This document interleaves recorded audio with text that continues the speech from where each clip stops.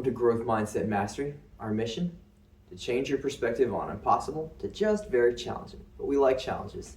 And today we're talking about the snowball method.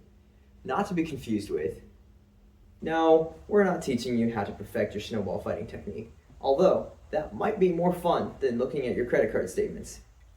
So you've graduated college, maybe moved into your first real apartment, and suddenly realized those student loans weren't just theoretical.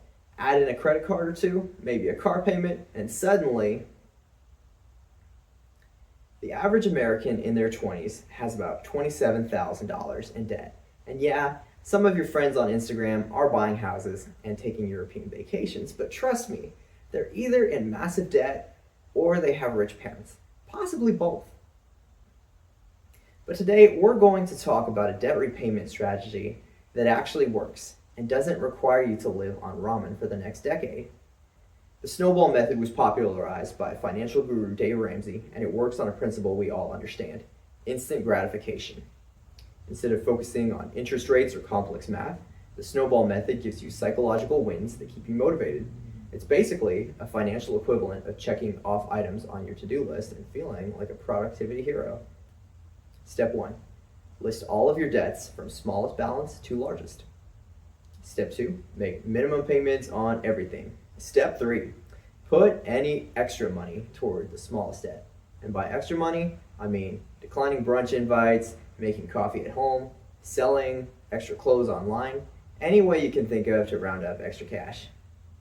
Once that smallest debt is gone, take the money you were putting toward it and the minimum payment and redirect it all to the next smallest debt. And that's where the magic happens. You start building momentum. Each debt you knock out frees up more money to tackle the next one, and suddenly, you're not just making tiny dents, you're crushing these debts like the financial boss you are. Look, humans aren't rational when it comes to money. If we were, none of us would have signed up for that store credit card just to get 10% off a pair of jeans. The beauty of the snowball method is that it gives you quick wins.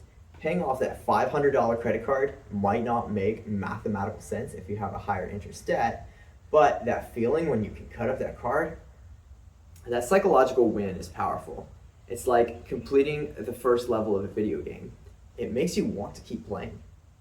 Let's say you have a $1,000 credit card at 22% interest, a $500 car repair loan at 9% interest, $15,000 in student loans at 5% interest, $5,000 medical bill at 0% interest. Traditional advice might tell you to tackle the credit card first because of that scary interest rate. But the snowball method says smallest to largest, period.